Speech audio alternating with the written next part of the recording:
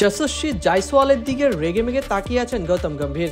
জয়সওয়ালও ছেড়ে কথা বলছেন না। বৃহস্পতিবার এই দৃশ্য ছড়িয়ে পড়ে গোটা ক্রিকেট দুনিয়ায়। তার একদিনের মাথায় ইংল্যান্ড ছেড়ে ভারত চলে এলেন গৌতম গম্ভীর।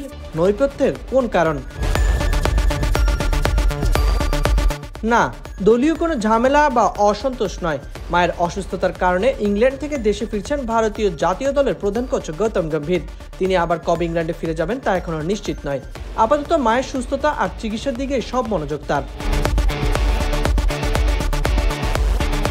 স্বাগতিকদের বিপক্ষে 5টি টেস্ট খেলতে ভারত জাতীয় দল এখন ইংল্যান্ডে। বৃহস্পতিবার দলীয় অনুশীলনে যশস্বী জয়সওয়ালের উপর চড়াও হয়ে কথা বলতে দেখা গেছে গম্ভীরকে। এই নিয়ে ভারতীয় গণমাধ্যম নানা ধরনের কথা যখন চর্চা হচ্ছে, তখনই গম্ভীর দেশে ফেরেন।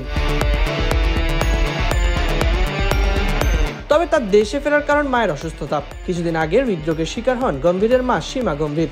বর্তমানে দিল্লির একটি হাসপাতালে তিনি চিকিৎসাধীন রয়েছেন।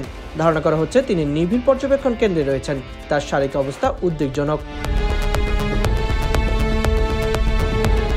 ক্রিকবাজ গম্ভীরের ঘনিষ্ঠ সূত্রে বরাত দিয়ে জানিয়েছে, চিকিৎসকরা গম্ভীরকে আশ্বস্ত করেছেন তার মায়ের আরোগ্যের ব্যাপারে। তাই শীঘ্রই গম্ভীর ভারত থেকে ইংল্যান্ডে ফিরে যেতে পারবেন বলে আশা করা হচ্ছে। প্রথম টেস্ট শুরু হবে আগামী 20 June.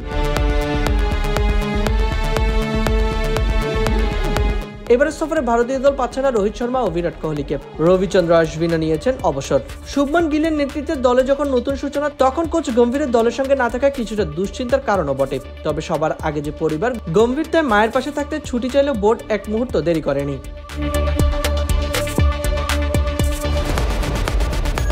Saidul Shams, BD Cric time.